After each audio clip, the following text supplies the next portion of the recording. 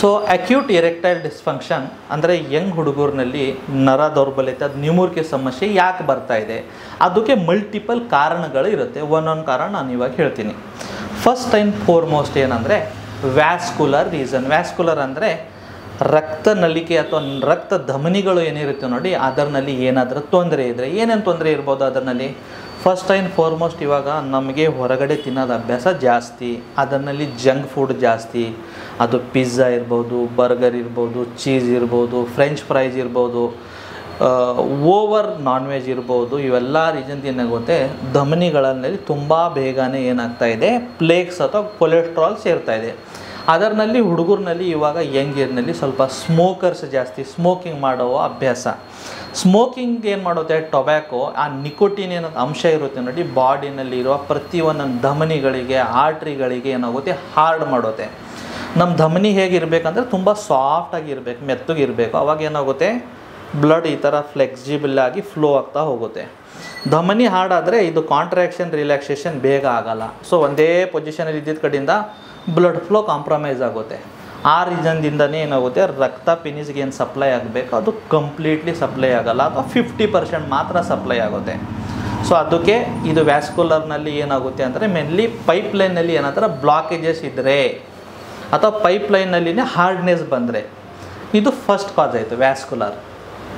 ಮತ್ತೊಂದು ಏನು ಕಾಸ್ ಇರುತ್ತೆ ಅದು ಏನಂದರೆ ಸೈಕೋಲಾಜಿಕಲ್ ಅಥವಾ ಸೈಕೋಸೋಮ್ಯಾಟಿಕ್. ಸೈಕೋಸೋಮ್ಯಾಟಿಕ್ ಹೇಗೆ ಅಂತೀರಂದರೆ, ಫಾರ್ ಎಕ್ಸಾಂಪಲ್ ಯಾರೋ ಒಂದು ಸ್ವಲ್ಪ ಫೀವರ್ದಿಂದ ರಿಕವರ್ ಆಗಿದ್ದಾನೆ, ಅಥವಾ ಲಾಂಗ್ ಟ್ರಾವೆಲಿಂಗ್ ಮಾಡಿ ಇವಾಗ ಬಂದಿದ್ದಾನೆ, ಅಥವಾ ಏನೋ ಸ್ವಲ್ಪ ಸಮ್ಹೌ ಇವತ್ತು ಓವರ್ ಕೆಲಸ ಆಗಿದೆ, ಆನ್ ಅಪ್ ಸಡನ್ ಇವತ್ತು ಪಾರ್ಟ್ನರ್ ಹತ್ರ ಹೋಗ್ತಾನೆ, ಸಮ್ ಟೈಮ್ ಆ ಪರ್ಟಿಕ್ಯುಲರ್ ಮೂಮೆಂಟ್ಗೆ ಅವನಿಗೆ ಉದ್ರೇಕ ಬರಲ್ಲ.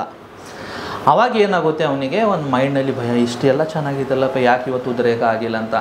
ಸೊ ಎರಡನೇ ಸತಿ ಸೇರುವಾಗ ಸಮ್ ಅದರ್ ವೇ ಮೈಂಡ್ನಲ್ಲಿ ಅದು ನಡೀತಾ ಇರುತ್ತೆ. ನಿನ್ನೆ ರಾತ್ರಿ ನನ್ನ ಪಾರ್ಟ್ನರ್ ಜೊತೆಗೆ ಸೇರುವಾಗ ಸಮ್ಮೋ ನನಗೆ ಉದ್ರೇಕ ಆಗಿಲ್ಲ, ಇವತ್ತು ಆಗುತ್ತೋ ಇಲ್ಲ ಅಂತ ಒಂದು ಭಯ ಡೆವಲಪ್ ಆಗುತ್ತೆ ಮೈಂಡ್ನಲ್ಲಿ. ಸೊ ಸೆಕೆಂಡ್ ಟೈಮ್ ಒಂದು ಪಾರ್ಟ್ನರ್ ಹತ್ರ ಯಾವಾಗ ಇಂಟಿಮೆಸಿ ಮಾಡೋಕ್ಕೆ ಸ್ಟಾರ್ಟ್ ಮಾಡ್ತಾನೆ, 50% ಮೈಂಡು ಪಾರ್ಟ್ನರ್ ಜೊತೆಗೆ ಕಿಸ್ ಮಾಡುವಾಗ ಅವ್ರ ಬಾಡಿಗೆ ಟಚ್ ಮಾಡುವಾಗ ಅದರ ಮೇಲೆ ಇರುತ್ತೆ, 50% ಮೈಂಡ್ ಏನಿರುತ್ತೆ ಪೆನಿಸ್ ಕಡೆ ಹೋಗುತ್ತೆ, ಉದ್ರೇಕ ಬರ್ತಾ ಇದೆಯೋ ಇಲ್ಲೋ, ಅವ್ರು ಬರ್ತಾ ಇದೆಯೋ ಇಲ್ಲೋ ಅಂತ. ಸೊ ಏನಾಗುತ್ತೆ, ಇದರಲ್ಲಿ ಉದ್ರೇಕ ಆ ದಿನ ಬಂದಿದ್ದಿರುತ್ತೆ ಬಟ್ ಅಷ್ಟು ಹಾರ್ಡ್ ಆಗೋಲ್ಲ. ದೆನ್ ಅಗೇನ್ ಅವನಿಗೆ ಸ್ವಲ್ಪ ಪ್ಯಾನಿಕು, 2-3 ಇವೆಂಟ್ ಈ ಥರನೇ ಆಗ್ಬಿಡುತ್ತೆ. ಆಮೇಲೆ ಸ್ಲೋಲಿ ಅವ್ನ ಮೈಂಡ್ನಲ್ಲಿ ಅದು ಎಕ್ಸೆಪ್ಟ್ ಮಾಡೋಕ್ಕೆ ಸ್ಟಾರ್ಟ್ ಮಾಡ್ತಾನೆ, ನನಗೆ ನಿಮೂರು ದೌರ್ಬಲ್ಯ ಆಗ್ತಾಯಿದೆ, ನನಗೆ ನಿಮೂರು ದೌರ್ಬಲ್ಯತೆ ಆಗ್ತಾಯಿದೆ, ನನಗೆ ಹಾರ್ಡ್ನೆಸ್ ಆಗ್ತಾಯಿಲ್ಲ. ಸ್ಲೋಲಿ ಅವನು ಸೆಕ್ಸ್ ಅವಾಯ್ಡ್ ಮಾಡೋಕ್ಕೆ ಸ್ಟಾರ್ಟ್ ಮಾಡ್ತಾನೆ. ಬಟ್ ಸೆಕ್ಸ್ ಏನಿದೆ ನೋಡಿ, ನೀವು ಎಷ್ಟು ಕಂಟಿನ್ಯೂ ಆಗಿ ಇರ್ತೀರೋ ಅಷ್ಟು ಚೆನ್ನಾಗಿರುತ್ತೆ. ತುಂಬ ಕಪಲ್ಸ್ ನನಗೆ ಹೇಳ್ತಾರೆ, ಸರ್ ಮಿಸೆಸ್ ಡೆಲಿವರಿಗೆ ಹೋಗಿದ್ರು, ಅದಕ್ಕಿಂತ ಮುಂಚೆ ಇವನ್ ನಾವು 8ನೇ ತಿಂಗಳು 9ನೇ ತಿಂಗಳು ಅವ್ರು ಪ್ರೆಗ್ನೆಂಟ್ ಇದ್ದಾಗ ನಾವು ಸೆಕ್ಸ್ ಮಾಡಿದ್ವಿ, ಚೆನ್ನಾಗಿತ್ತು. ಅವ್ರು ಡೆಲಿವರಿಗೆ ಹೋದ್ಮೇಲೆ ಒಂದು 5-6 ತಿಂಗಳು ಗ್ಯಾಪ್ ಆಗಿದೆ, ಇವಾಗ ಬಂದಿದ್ದಾರೆ, ನನಗೆ ಸೆಕ್ಸ್ ಮಾಡೋಕ್ಕಾಗ್ತಾಯಿಲ್ಲ, ಬಿಕಾಸ್ ಗ್ಯಾಪ್ ಆಗಿದೆ. ಗ್ಯಾಪ್ ಆದಮೇಲೆ ಏನಾಗುತ್ತೆ, ಒಂದು ಸರ್ಕ್ಯುಲೇಷನ್ ಪ್ರಾಬ್ಲಮ್ ಆಗುತ್ತೆ, ಒಂದು ಸೈಕಲಾಜಿಕಲ್ ಪ್ರಾಬ್ಲಮ್ ಆಗುತ್ತೆ, ಒಂದು ನ್ಯೂರೋಲಾಜಿಕಲ್ ಪ್ರಾಬ್ಲಮ್ ಆಗುತ್ತೆ. ಸೊ ಇವಾಗ ನಾನು ಸೈಕಲಾಜಿಕಲ್ ಪ್ರಾಬ್ಲಮ್ ಬಗ್ಗೆ ಮಾತಾಡ್ತಾ ಇದ್ದೀನಿ. ಸೊ ಸೈಕಲಾಜಿಕಲ್ ಈ ಥರ ಇರುತ್ತೆ, 1 or 2 ಇವೆಂಟ್ಸ್ ಈ ಥರ ನಮ್ಮ ಜೊತೆಗೆ ಆದರೆ ಏನಾಗುತ್ತೆ, ಮೈಂಡಲ್ಲಿ ಕ್ಲಿಕ್ ಆಗುತ್ತೆ. ನಮ್ಮದು ಮೈಂಡ್ ಇಷ್ಟು ರಿಜಿಡ್ ಅಥವಾ ಇಷ್ಟು ಬೇಗ ಯಾವುದೋ ವಸ್ತುನ ಎಕ್ಸೆಪ್ಟ್ ಮಾಡೋಕ್ಕೆ ಸ್ಟಾರ್ಟ್ ಮಾಡುತ್ತೆ ಅಂದರೆ ಅದು ನನ್ನ ಕೈದಿಂದ ಆಗಲ್ಲ ಅಂತ. ನಿಮಗೇನೋ ಎಷ್ಟೋ ಹುಡುಗರು ಇರ್ತಾರೆ, ಅವ್ರಿಗೆ ಸಣ್ಣವರಿದ್ದಾಗ ಯಾವಾಗೋ ಒಂದು ಸತಿ ನಾಯಿ ಕಚ್ಚುತ್ತೆ ಅಥವಾ ನಾಯಿ ಅವ್ರ ಹಿಂದೆ ಬೀಳುತ್ತೆ, ಆವಾಗ ಒಂದು ಮೈಂಡಲ್ಲಿ ಆ ನಾಯಿ ಬಗ್ಗೆ ಭಯ ಅವ್ರ ಮೈಂಡ್ನಲ್ಲಿ. ಇವಾಗ ಎಷ್ಟು 40 ವರ್ಷ ಆಗಲಿ 50 ವರ್ಷ ಆಗಲಿ, ಯಾವುದೋ ಮನೆಯಲ್ಲಿ ಎಂಟ್ರಿ ಮಾಡಿದ ತಕ್ಷಣ ಫಸ್ಟ್ ಕೇಳೋದು ಮನೆಯಲ್ಲಿ ನಾಯಿ ಇದೆ ಏನ್ರಿ ಅಂದರೆ ಅದು ಒಂದು ಭಯ ಮೈಂಡಲ್ಲಿ ಕೂತಿದೆ, ಅದು ಇಷ್ಟು ಬೇಗ ಹೋಗೋದೇ ಇಲ್ಲ. ಸೊ ಸೈಕಲಾಜಿಕಲ್ ಈ ಥರನೇ ಇರುತ್ತೆ. ಒಂದು ಸತಿ ಅದು ಮೈಂಡ್ನಲ್ಲಿ ನನಗೆ ಸೆಕ್ಸ್ ಪ್ರಾಬ್ಲಮ್ ಇದೆ ಅಂತ ಕೂತ್ಬಿಟ್ರೆ ಅದಕ್ಕೆ ಚಿಕಿತ್ಸೆ ಮಾಡೋಕ್ಕೆ ತುಂಬ ಟಫ್. ಇದು ಆಯಿತು ಸೈಕಲಾಜಿಕಲ್. ಮೂರನೇದಂದರೆ ನ್ಯೂರೋಲಾಜಿಕಲ್. ನ್ಯೂರೋಲಾಜಿಕಲ್ ಅಂದರೆ ಏನಪ್ಪ, ಬಾಡಿನಲ್ಲಿ ನರ್ವ್ಸ್ ಇರುತ್ತೆ, ಸಿಂಪೆಥೆಟಿಕ್ ನರ್ವ್ಸ್ ಮತ್ತು ಪ್ಯಾರಾಸಿಂಪೆಥೆಟಿಕ್ ನರ್ವ್ಸ್.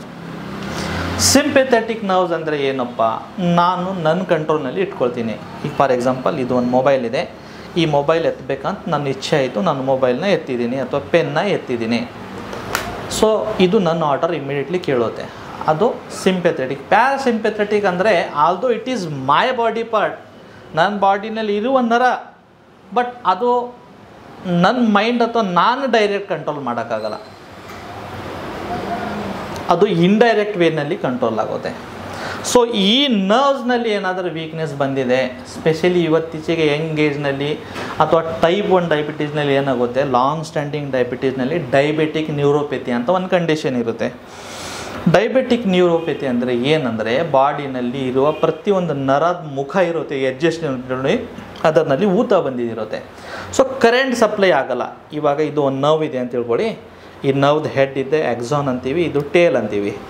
ಈ ಹೆಡ್ಡು ಮುಂದಿನ ಏನಿದೆ ನರ್ವ್, ಇದು ಟೇಲ್ನ ಅಟ್ಯಾಚ್ ಇರುತ್ತೆ, ಈ ಹೆಡ್ಡು ಇಲ್ಲಿ ಅಟ್ಯಾಚ್ ಇರುತ್ತೆ.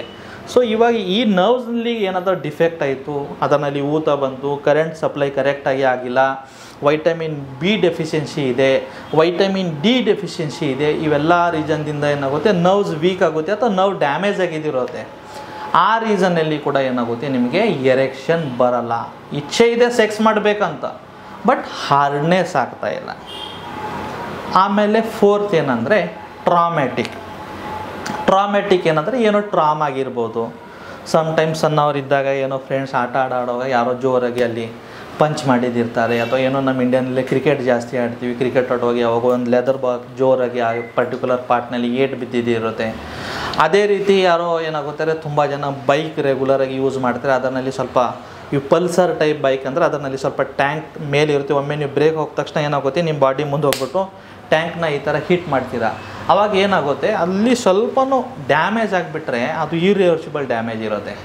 ಸೊ ಅದಕ್ಕೆ ಪೆನಿಸ್ನ ಏನು ಮಾಡಬೇಕು, ಯಾಕಂದರೆ ಇಟ್ ಈಸ್ ವೆರಿ ಸೆನ್ಸಿಟಿವ್. ನೀವು ಕಣ್ಣು ಹೇಗಿದೆ ಆ ಥರನೇ ನಿಮ್ಮ ಪೆನಿಸ್ ಅಷ್ಟು ಸೂಕ್ಷ್ಮವಾಗಿ, ಅಷ್ಟು ಸಾಫ್ಟಾಗಿ ಇರುವ ಆರ್ಗನು.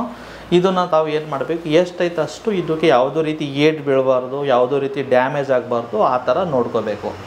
ಸೊ ಅದರ ಜೊತೆಗೆ ಮತ್ತು ಯಂಗ್ ಏಜ್ನಲ್ಲಿ ಎರೆಕ್ಟೈಲ್ ಡಿಸ್ಫಂಕ್ಷನ್ಗೆ ಅಥವಾ ನಿಮುರು ದೌರ್ಬಲ್ಯತೆಗೆ ಮತ್ತು ಏನು ರೀಸನ್ ಇರ್ಬೋದು ಅಂದರೆ ಡಯಾಬಿಟೀಸ್ ಬಗ್ಗೆ ನಾನು ಆಲ್ರೆಡಿ ಇದರಲ್ಲಿ ವ್ಯಾಸ್ಕ್ಯುಲರ್ನಲ್ಲಿ ಅಥವಾ ನ್ಯೂರಲಾಜಿಕಲ್ನಲ್ಲಿ ಮಾತಾಡಿದ್ದೀನಿ. ಬಟ್ ಸ್ಪೆಷಲಿ ಯಾಕೆ ಡಯಾಬಿಟೀಸ್ನಲ್ಲಿ ಮಾತಾಡ್ತಾ ಇದ್ದೀನಿ ಅಂದರೆ, ಬರುವ ದಿನದಲ್ಲಿ India is A diabetes capital. 2030 ಒಳಗಡೆ ಆಲ್ಮೋಸ್ಟ್ ಇಂಡಿಯಾದ 50% ಪಾಪ್ಯುಲೇಷನ್ ಐದರ್ ಪ್ರೀ ಡಯಾಬಿಟಿಕ್ ಆರ್ ಡಯಾಬಿಟಿಕ್ ಸ್ಟೇಟ್ನಲ್ಲಿ ಇರುತ್ತೆ. ಈ ಥರ ಒಂದು ಸರ್ವೆ ಅಥವಾ ಸ್ಟಡಿ ಹೇಳ್ತಾ ಇದೆ. ಸೊ ಇವಾಗ ಏನಾಗ್ತಾ ಇದೆ, ಡಯಾಬಿಟೀಸ್ ಕಂಡೀಷನಲ್ಲಿ ಡಯಾಬಿಟಿಕ್ ಮೆಲೈಟಿಸ್ ಏನು ಕಂಡೀಷನ್ ಇರುತ್ತೆ ನೋಡಿ, ಇದರಲ್ಲಿ ಒಂದು ಬ್ಲಡ್ನಲ್ಲಿ ಇನ್ಸುಲಿನ್ ಜಾಸ್ತಿ ಆಗಿರುತ್ತೆ. ಇನ್ಸುಲಿನ್ ಯಾವಾಗ ಜಾಸ್ತಿಯಾಗಿ ಕಡಿಮೆ ಸಿಕ್ರೇಷನ್ ಆಗುತ್ತೆ ನೋಡಿ, ಶುಗರ್ ಲೆವೆಲ್ ಜಾಸ್ತಿ ಆಗುತ್ತೆ. ಶುಗರ್ ಲೆವೆಲ್ ಜಾಸ್ತಿ ಆದಮೇಲೆ ಏನಾಗುತ್ತೆ, ಶುಗರ್ ಬಾಡಿನಲ್ಲಿ ಲಾಂಗ್ ಸ್ಟ್ಯಾಂಡಿಂಗ್ ಜಾಸ್ತಿ ಇದ್ದಾಗ ಬಾಡಿನಲ್ಲಿ ಒಂದು ಕಂಡೀಷನ್ ಇರುತ್ತೆ, ಹೈಪೋ ಏನಾಗುತ್ತೆ, ಅದರಲ್ಲಿ ಪ್ರೋಟೀನ್ ಅಂಶ ಬಾಡಿ ಜಾಸ್ತಿ ಸಿಕ್ರೇಟ್ ಮಾಡೋಕ್ಕೆ ಸ್ಟಾರ್ಟ್ ಮಾಡುತ್ತೆ. ಪ್ರೋಟೀನ್ ಹೊರಗಡೆ ಬೀಳುತ್ತೆ, ಪ್ರೋಟೀನ್ ಹೊರಗಡೆ ಬೀಳುತ್ತೆ. ಅದರಿಂದ ಏನಾಗುತ್ತೆ, ಮಸಲ್ ವೀಕ್ ಆಗಕ್ಕೆ ಸ್ಟಾರ್ಟ್ ಆಗುತ್ತೆ.